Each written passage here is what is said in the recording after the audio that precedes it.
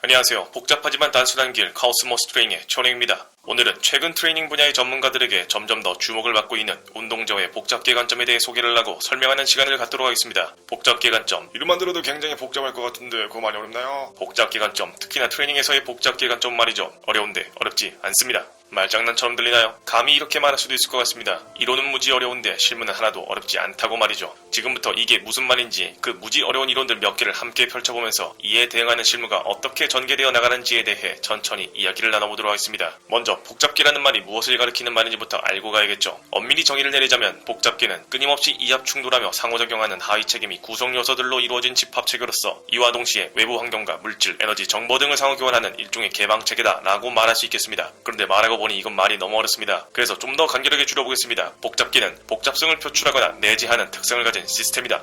이렇게 말하고 보니 참 간결해서 좋기는 한데 이건 또 너무 간결해서 문제가 있어 보이죠. 아마 이 분야에 대한 이해가 있으신 분들 중에 그렇게만 말하면 안 되는데 라고 생각하시는 분들도 계실 겁니다. 때문에 이 간단한 정의에서 우리는 그럼 복잡성이 뭔데? 라는 질문을 한 번 더 달아야 할 것입니다. 그래야 우리가 다루려 하는 것이 무엇인지 복잡계가 무엇인지를 직감할 수 있을 테니까 말이죠. 그런 복잡성이란 무엇일까요? 옛말에 둘이면 좋아도 셋이면 너무 많다라는 속담이 있습니다. 이 말은 과학자들과 수학자들의 입장에서 볼 때에도 어느 정도 납득이 가는 말일 텐데요. 왜냐하면 어떤 일반화된 원리를 가지고 미래에 벌어질 일을 예측하고자 하는 과학자들과 수학자들의 입장에서 상호작용하는 두 물체의 미래를 정확히 예측하는 일은 너무나 쉬운 일인 반면에 상호작용하는 세 물체의 미래를 정확히 예측하는 일은 너무나 어려운 일이기 때문입니다. 여기 고전력학 분야의 한난지였던 삼체 문제가 아주 좋은 예가 될 텐데요. 여기 서로 중력 상호작용하는 지구와 달이 있습니다. 이것은 이체 문제로서 여기서 우리는 다른 모든 변수를 제거하고 오직 이 둘만이 서로에게 영향을 미치는 유일한 변수라고 가정해 볼 수가 있죠. 만약 여기서 우리가 지구와 달의 질량과 위치를 미리 알고 있다면 수학적으로 이 둘의 궤도를 구하는 일, 즉 이 둘의 미래 상태를 예측하는 일은 그다지 어려운 일이 아니게 될 것입니다. 그런데 지구와 달, 여기에 태양을 하나 더 얹어서 이 이체 문제를 삼체 문제로 끌고 가면 이야기는 완전히 달라지게 되는 것이죠. 고작 별 하나, 변수를 하나 더 얹었을 뿐인데 이체 문제였을 때는 정확히 예측이 가능했던 이 녀석들의 궤도가 삼체 문제에서는 도저히 정확히 예측이 안 되게 되는 것입니다. 왜냐하면 이 녀석들의 행태가 수시로 바뀌게 되고 또 그것이 너무나 혼란스러워서 일반적인 선형의 방식으로는 더 이상 설명할 수가 없는 지경에 이르기 때문입니다. 처음 이 문제를 제안했던 뉴턴을 포함한 수많은 수학자들이 이 문제의 해를 구하기 위해 부단히들 노력했으나 결국엔 만족할 만한 답을 찾지 못했다고 합니다. 그리고 시간이 지나 1890년 결국 전설적인 수학자 앙리 푸엥카레에 의해서 이 삼체의 문제는 일반해를 구할 수 없음이 증명이 됩니다. 결국 이거 뉴턴 역학으로는 사람 손으로는 못 푼다는 것이죠. 현대에 와서 삼체 문제, 다체 문제가 보이는 복잡성은 일종의 비선형 현상으로 이러한 비선형적 행태를 설명하기 위한 비선형 동력학, 비선형 방정식은 일반적으로 비선형 행태의 완벽한 해석적 해를 구하기보다는 근사값을 구하거나 개가 보이는 일반적 보편적 패턴을 찾는 것에 한정되어 있는 것이죠. 자, 어쨌든 우리는 이렇게 서로 상호작용하는 세 놈이 모이면 비선형 현상이 복잡성이 생겨난다는 것을 알게 됐습니다.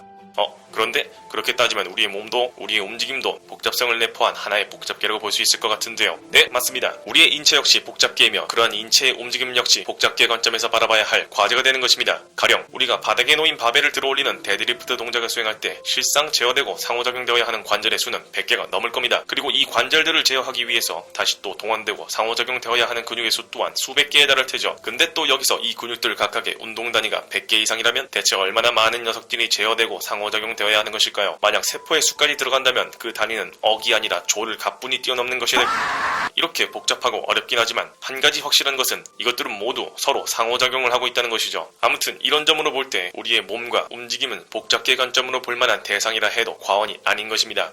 그런데 아까 다체 문제는 정확한 해를 구할 수 없다고 하지 않나요? 그러면 우리의 몸과 움직임도 너무 복잡한 것이라서 예측할 수도 제어될 수도 없다는 건가요?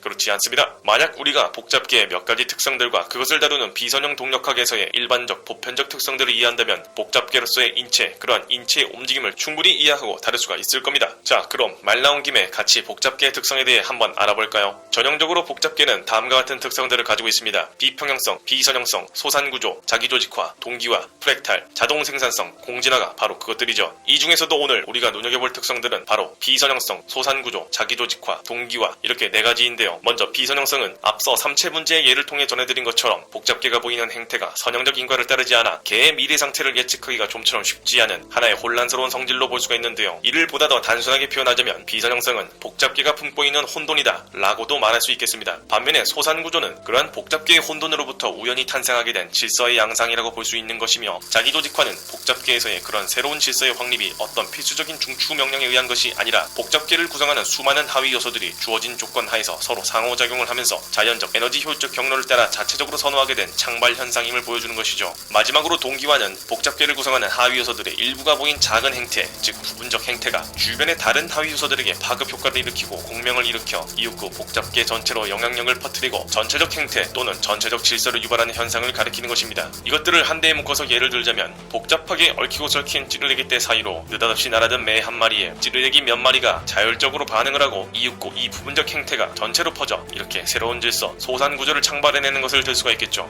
자, 여기까지 이해하셨다면 이제 오늘의 핵심 이론인 하켄, 켈소, 번지의 HKB 모델도 이해할 수가 있습니다. 여러분, 트레이닝에서 트레이너가 보고자 하는 것은 과연 무엇일까요? 앞서서 인체는 복잡계라고 했습니다. 트레이너는 그런 복잡계의 행태를 인체의 움직임을 보고 있습니다. 또 그러한 복잡계의 행태는 선형적인 것이 아니라 비선형적인 것이라 했습니다. 또 비선형적 행태를 분석하기 위해 고안된 비선형 방정식, 비선형 동력학의 접근은 완벽한 해석적 해를 구하는 것이 아니라 근사값이나 개의 일반적, 보편적 특성을 찾는 데 중점을 두는 것이라 했습니다. 그럼 트레이닝에서 우리가 봐야 할 근사값, 개의 일반적이고 보편적인 특성은 무엇일까요? 네, 그것은 바로 소산구조, 개가 보이는 새로운 질서, 즉 새로운 상태입니다. 조금 더 풀어서 말하면 트레이닝에서 우리가 보고자 하는 것은 내가 알려주는 이 동작의 일반적, 보편적 특성은 무엇인지, 그래서 훈련자에게 어떤 폼과 동작을 요구해야 하는지, 서툴고 불안정한 동작에서 숙련되고 안정적인 동작으로 변화가 일어나는지, 어떻게 했을 때 이러한 상태의 변화가 더 잘 일어났는지라는 겁니다. 복잡하게 누가 누구랑 어떻게 상호작용을 하고 또 누가 누구랑 어떻게 상호작용을 하는지 그런 걸 일일이 다 따지는 게 아니라 말이죠. 여기 이 HKB 모델이 바로 이런 부분에 있어서 우리에게 매우 큰 도움이 되는 것인데요. HKB 모델의 출발점이 된 연구는 이 이니셜들의 중간자리 주인인 북아일랜드의 신경과학자 스콧 켈소의 손가락 연구죠. 1984년에 켈소는 사람이 양손의 검지손가락을 좌우로 흔들다가 손가락을 흔드는 속도를 계속해서 증가시키다 보면 어떤 속도 임계치를 기점으로 해서 한순간 패턴이 불안정해졌다가 이윽고 손가락들이 안팎으로 움직이는 안정적 패턴으로 자동적 상전이가 발생함을 발견합니다. 여기서 켈소는 손가락이 좌우로 움직이는 상태를 역위상, 손가락이 안팎으로 움직이는 상태를 동위상, 이런 손가락들의 상태를 통틀어 질서 매개 변수, 또 역위상에서 동위상으로의 전환을 상태전이, 이러한 상태전이를 유발한 속도를 제어 매개 변수라고 불렀는데요. 여기서 양손의 손가락 움직임은 상호작용하는 수많은 손 주변 관절들과 근육들, 인대들, 신경체계의 산물이므로 켈소의 손가락 움직임 연구에서 손가락 움직임의 역위상에서 동위상으로의 상태전이는 복잡계가 주어진 조건에서 자연적 에너지 효율적 경로를 따라 선택하게 된 안정적 상태, 선호된 상태, 자기조직화한 상태라고도 볼 수 있는 것입니다. 그게 안정적인지 아닌지 어떻게 하냐고요? 물론 증거는 있습니다. 켈소는 후속 연구들을 통해서 이렇게 상태전이로 나타나게 된 동위상 패턴이 역위상 패턴보다 더 안정적이라는 사실을 알아내는데요. 그 실험 방법을 간단히 설명드리면, 움직이고 있는 손가락을 외력으로 방해하면 패턴이 순간적으로 무너지겠죠. 하지만 얼마 안가 패턴은 다시 복구할 수 있게 됩니다. 이때 패턴을 다시 복구하는 데까지 걸리는 시간을 측정해 그 시간이 오래 걸리면 상대적으로 불안정한 패턴으로, 시간이 짧게 걸리면 상대적으로 안정적인 패턴으로 볼 수가 있는 것이죠.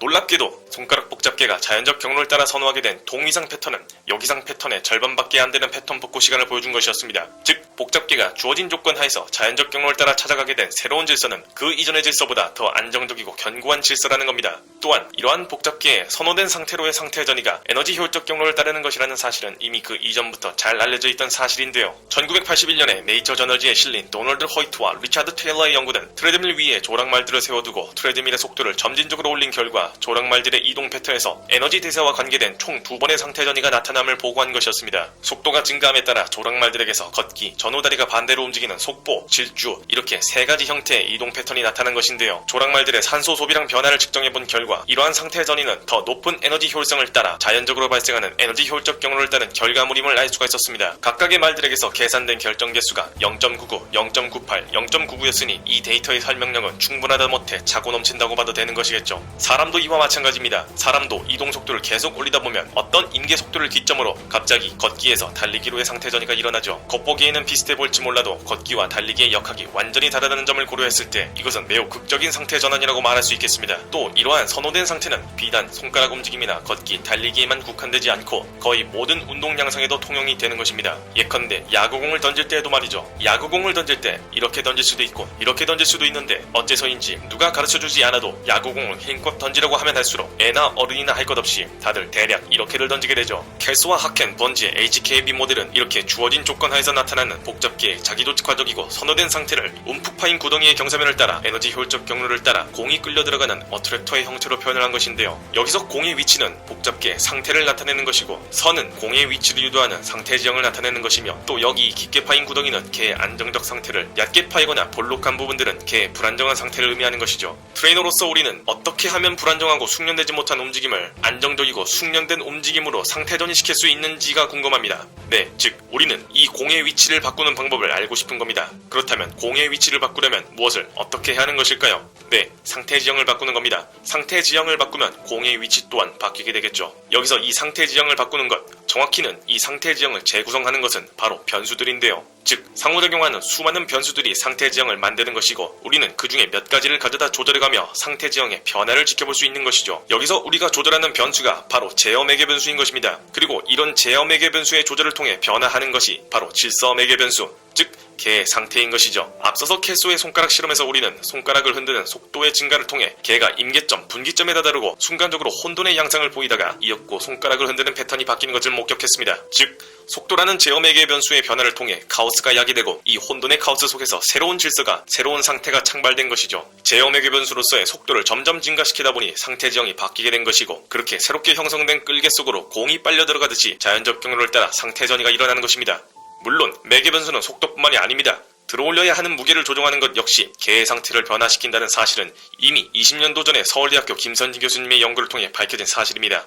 하지만 조금만 더 생각해보면 우리는 결국 거의 모든 힘의 양상들이 개의 상태를 바꿀 수 있는 변수가 될 수 있음을 알 수가 있습니다. 캐틀벨 스네치에서 여분의 팔을 힘차게 휘두르는 것도, 달리기에서 팔을 힘차게 휘두르는 것도, 데드리프트에서 발가락과 무릎에 힘을 주는 것도, 클린에서 팔꿈치를 힘차게 찔러 넣는 것도, 오버헤드 프레스나 스네치에서 고개를 힘차게 내미는 것도, 복강 레압을 올리거나 바닥을 세게 밟는 등 이 모든 기술의 양상들이 개를 안정적 상태로 유도하는 매개 변수가 될 수 있는 것입니다. 여기서 보다 더 나아가 조금 더 확장된 이론적 모델인 운동행동 분야의 살아있는 전설 카일 뉴웰의 컨스트레인트 모델로 들어가게 되면 어트랙터는 주어진 제약 수준에 의해 복잡기가 갖는 경우의 수 내지는 자유도가 가지치게 된 결과물이며 속도나 무게도 단지 이와 관련된 무수히 많은 제약들 중 하나일 뿐 실제로는 이보다 더 많은 제약들이 존재한다는 사실을 알 수가 있습니다. 심지어는 제공된 변수로부터 생겨난 새로운 질서에 관한 지각, 동기, 의도, 전 세트에 시행된 다른 운동 그로 인한 근육의 펌핑감, 전 세트에 시행된 스트레칭 그로 인한 관절 주변 지각 구조의 변화, 테이핑, 벨트, 스트랩, 트레이너의 시범 관찰을 통한 수행자의 지각 구조 변화 등 이 모든 것이 개의 상태를 바꿀 수가 있는 것입니다. 그것이 개를 분기점으로 끌고 와 카오스를 이야기할 만큼의 충분하고 적당한 크기의 변수라면 그 무엇이라도 말이죠. 이 관점은 우리를 향후에 자세히 소개해드릴 생태학적 과제 분석으로 나아갈 수 있게 만들어줍니다. 생태학적 과제 분석, 그것은 너무나도 단순 명료하며 실용적인 분석 방법인 것입니다. 향후 다른 영상 컨텐츠를 통해 더 자세히 설명드리겠지만 미리 맛보기로 살짝만 전해드리겠습니다. 내가 선수에게 클린을 알려주고 있습니다. 나는 클린이 픽스드 포인트 어트랙터의 동력학적 특성을 갖는다는 사실을 알고 있고 이 픽스드 포인트 어트랙터의 특성에 기반해 클린의 엔드 포인트, 즉 렉 포지션에서의 안정성과 전반적인 수행 능력을 향상시키고 싶습니다. 일단은 보는 것입니다. 기술이 잘 들어갑니다. 동력학적 안정성이 아주 베리 굿입니다. 그럼 패스?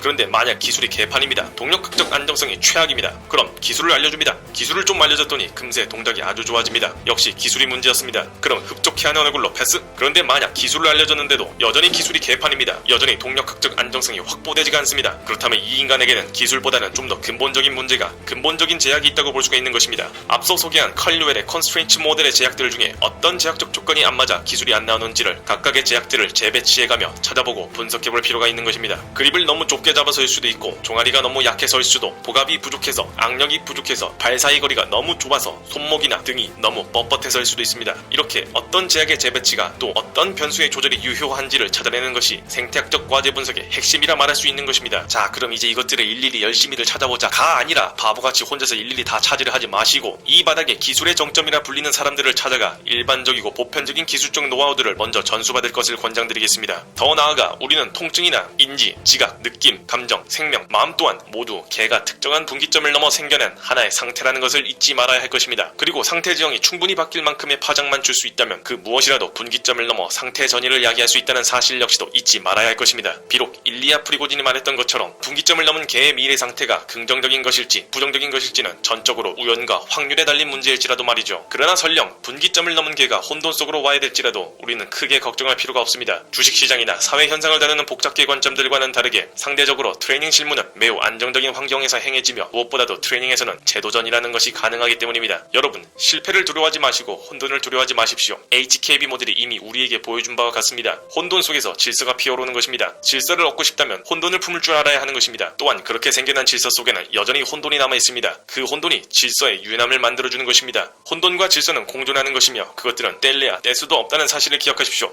창조자가 되기 위해 자신 안의 카오스를 지배하는 초인이 되시길 바랍니다. 그럼 바이바이.